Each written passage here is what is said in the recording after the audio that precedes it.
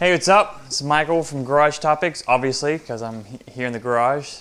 So today's video is going to be to recap all the work that we've done on the 4Runner so far, where we're at with the 4Runner project, and what's next for the 4Runner project. So I'm wearing a rain jacket because it's raining outside, and that makes absolutely no sense because I'm in a garage, so I guess my real excuse is I didn't feel like putting on a nicer shirt, so I just put on a rain jacket. So if you're wondering what's up with the 4Runner and what we've been doing with it, go watch all the other videos. They're all back there. We've replaced the rear main axle seal on the passenger side, which is pretty much the same for the driver's side. We took a look at the bumpers, frame rust, and other stuff that was pretty cool. It was kind of fun. So go check that out. So I got the 4Runner, and you may be wondering, have you ever seen me take a video of me driving the 4Runner? No. That's because I've probably driven that 4Runner maybe 3 or 4 miles ever. When I bought it, the struts in the rear, they have little cups that, I guess where the bolt goes through the frame, there's a little cup that holds the bushings, the rubber bushings. Well, water will sit in there and it'll rust through, so the struts will rust off. That's what mine had, and because of that, I didn't feel comfortable driving on the highway back, so I just had it towed to be safe. The 4Runner, when I first bought it, was a really good deal.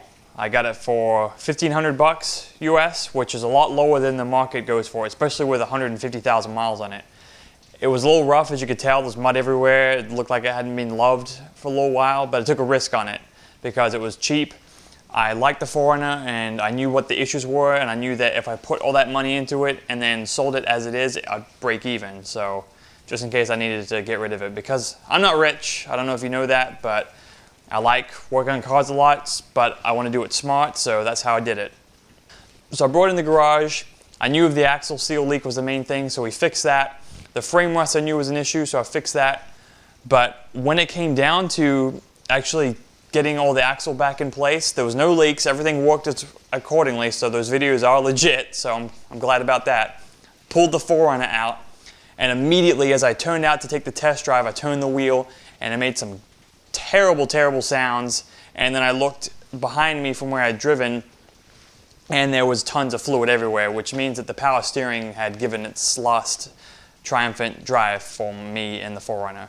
I looked underneath of it and realized that the seals on the actual steering rack had gone bad, which sucked because they were perfectly fine when I brought it in the garage. So from sitting for a little over a month, because I took my time with that axle project and all those other issues, within a month those seals went bad, so I was pretty upset that I couldn't drive it still. I looked at the prices.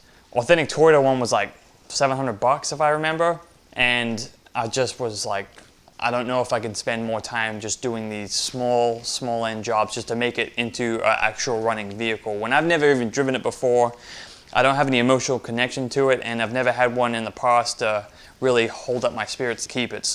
So where we're at with the 4Runner now, well, as you can see, I'm here in the garage, but the 4Runner isn't in the garage, so that can only mean one thing. Sold it. Sold it. Sold it. So it was at that point that I decided to sell it. If I spent $700 in the steering, I probably could have sold it for $700 more than what I was asking for, so I would have broke even or potentially lost money. So I just decided to get it into as best shape as possible, sell it online, but list those issues that needed to be fixed, which was only that steering rack. I didn't know when the timing belt had been changed either, so it probably was changed recently, but I had no clue. So if it was me and I was keeping it, I would have changed out that timing belt. So I mentioned that to sellers, but I was honest. I felt good about selling it because I was honest as I can about the condition of the 4Runner. Selling a non-performance vehicle, non-enthusiast vehicle sucks. It was terrible selling that thing on Craigslist. I had tons of people showing up and just being lowballing, sketching. I had people test drive it that were just extremely rough on it. Some guy put it in 4 low and floored it on the cement. I thought the differential was going to explode, but it didn't, or the gear changer 4-wheel drive thing was going to explode, but it didn't, thank God. But every other time after that, I was very careful about who was test driving it. I finally sold it. I think I sold it for, I don't remember, I think I sold it for like $2,100, which was more than what I bought it for, but I had put a decent amount of money into it, especially with all the bumpers and all the seals and all that labor. So I lost a couple $100, which sucked. It sucked initially, but then I realized that I got to make all these videos, I got to have fun working in my new garage, and it took me out of my comfort zone to be able to try and share what I was doing with the 4Runner and what I was doing with car projects. So even though I lost money, I had a ton of fun, and I hope that you guys enjoyed those videos. Definitely not going anywhere, so that kind of leads me on to my next subject of the video, what's next? I sold the 4Runner, I was happy. It took almost a month to sell it, and showing it to multiple people, texting multiple people daily, getting sketchy people trying to trade me their boat and their duck and their left leg and their gun and their brother's son, all this different stuff. That was painful, and I kind of didn't want to deal with it for a while. I'm also getting married soon, which is great, but it's also pretty time intensive, so I really wasn't set on getting another project until after that. But me, I'm obsessed with Craigslist, so I look through Craigslist every day, either on the computer or on my phone. On my phone, I have an app that I'll actually look at different searches that I have set up, so I'll check the prices daily. I've been doing this for years, so there's some cars that I know what the prices are and where they're shifting just because I've seen so many prices on there. And I've actually went and looked at these vehicles and negotiated prices, but ended up not pulling the trigger or pulling the trigger based on how good a shape it was. So didn't think too much of that. There were a couple that if I found a good deal, I probably might have jumped the gun on. And I did. There was a lunch break. I was looking through my searches and I found a vehicle on there, and it was an extremely good deal from what I'd seen in the past. And the pictures looked somewhat promising. So I made a call. That's another tip I'll give. Make a call on Craigslist. Don't text them initially. If you really want it, try and call them, because that'll put you first in line. So I called the guy.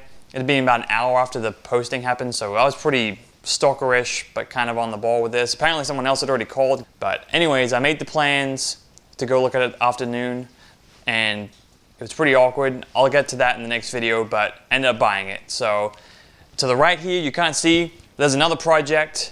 It's a lot of fun. Hopefully everyone will like it. I love it. I think it's fun. I've actually been able to drive it, which is something that I never really got to do with the 4Runner. I can't share it now, but I'll give you some hints.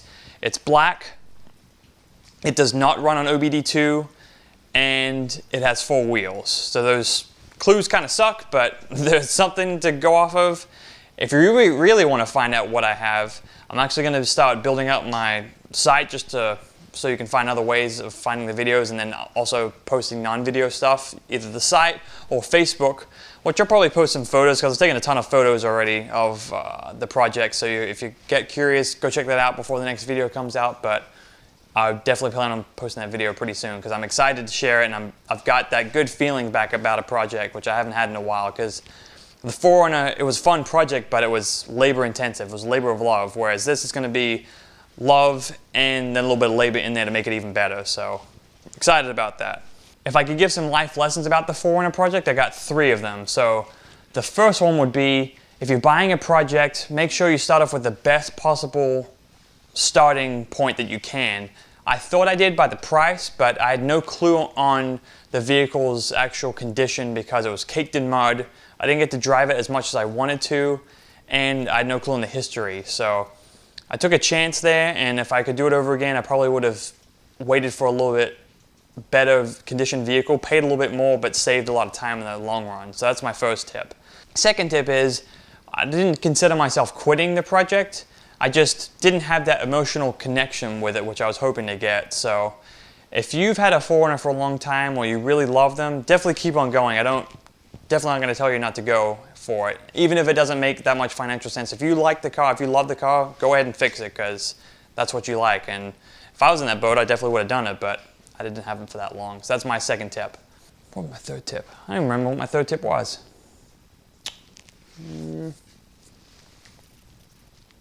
Oh yes, third tip. Selling a non-automotive,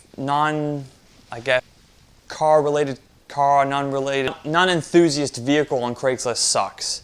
I got so many sketchy people, so if you're gonna sell just a regular car on Craigslist, be wary that you're gonna get a lot of random people calling you, a lot of not the best kind of people calling you, showing up, so be on the lookout for that. So again, apologies if I have upset anyone by selling a 4Runner. You'll get over it, it'll be fine. The next project's sweet. Thank you very much for watching the videos, giving any input, and I really hope that I was able to help someone out there get whatever project they were working on done, or just have some general pride in cars and were able to watch someone else working on them. I think it's fun. Hopefully you guys do too, and I'm really looking forward to sharing my next project with everyone. So stay tuned, Garage Topics is coming right back. Be on the lookout. Thanks for watching. Please subscribe if you haven't. It'll tell you the second I post videos, which is kind of cool, and I'd love it if you could. So thanks a lot, appreciate it.